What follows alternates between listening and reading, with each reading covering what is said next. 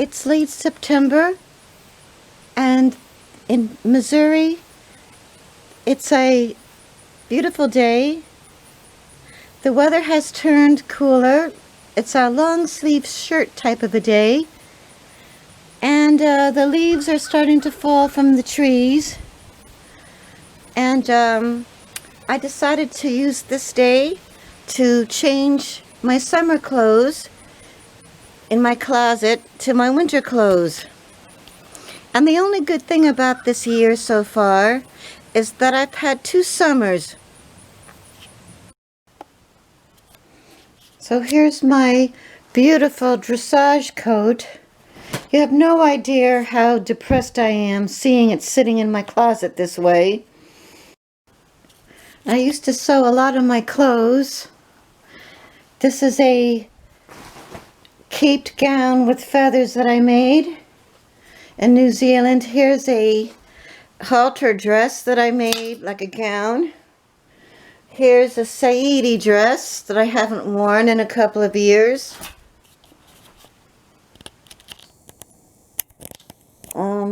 Here's like a Downton Abbey dress that I made. Can't see, it's really pretty on. See, has a little jacket with it. This is like a slip dress, a bias slip dress that I made. Can't see it. Doesn't look good. I can't get my arm long enough so you can see it. All right. Here's a Renaissance costume that I made. Doesn't look like anything, just like a rag here. This is a one-shoulder evening gown that I made. Here's a brown lace overlay gown that I made. I actually haven't worn this in a while too. There's no place to go. I didn't make this. Here's a purple velvet empire dress that I made. Arm's going nuts. Here's a maxi dress that I made. I made all of these in New Zealand. This has got from a vintage 70s pattern. It's got like a empire waistline. Then I haven't worn this in a long time. This is like a western double ruffled denim dress. I'm scared to try any of these clothes on. There's Jaja. Jaja says it's kind of a pain in the neck to move all these clothes around every season. This is like a hippie dress I made.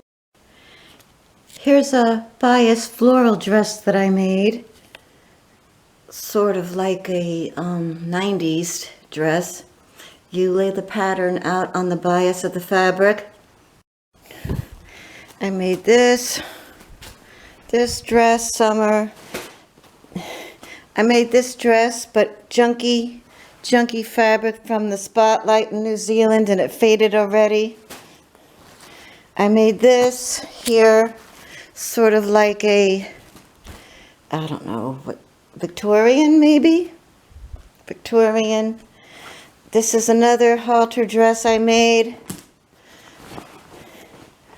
Here, it doesn't look like anything on. I mean, on the hanger. It's nice on. Here. See, it's a halter. Hard to find those these days. This is one of my favorite dresses here. This is from the 50s pattern, and it's got like a little capelet to it.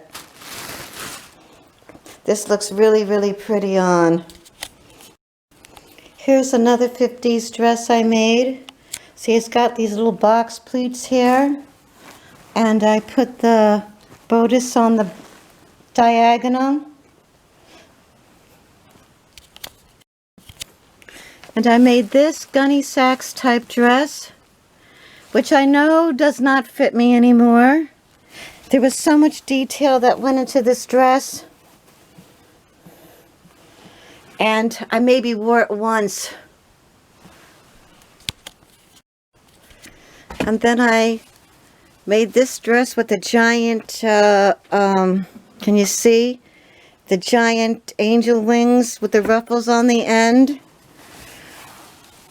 And I had to put this little lace insert here because it was too low for my taste. And it has ruffles on the bottom. I also made this dress. And this is one of my favorite dresses too. It's so cute on. It's sort of reminiscent of a Pride and Prejudice dress. And there's a bonnet around here someplace that matches it. I don't know where it is right now. This is an undergarment for Pride and Prejudice dress. And you see on the bottom how I put all those pleats in, and there's lace. This is supposed to be take the place of a bra. Here's my Pride and Prejudice dress I made. This is satin. And I put all these little bows and expensive gold trim on the bottom. It's real pretty on. And I made a headpiece with a feather that matches it. This is my Pride and Prejudice dress. I see this is coming off here. This has got like on the shoulder a little cuff detail, and then there's a seam right here, and then there's this cute little flounce at the bottom, and then I've got this trim on the bottom here. This is, I love this dress. I haven't tried it on since it came from New Zealand. I'm trying to lose some weight. Here's the bonnet. Here's the bonnet that goes with the Pride and Prejudice dress. The good news is that the hats at least fit me. This is a prairie sunbonnet, which I should have been wearing when I was out doing yard work instead of getting so tanned.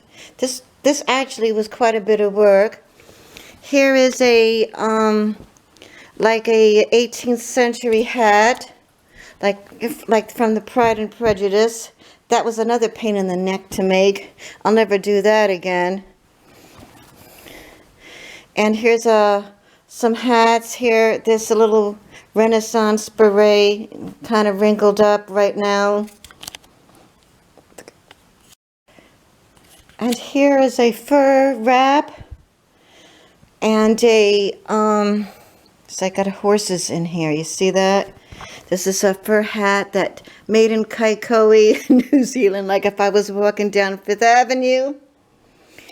And a bucket hat from some leftover fabric. Another bucket hat from leftover fabric. Like I made a Chanel suit. And this is the hat that matches it. Another beret. This one is wool plaid.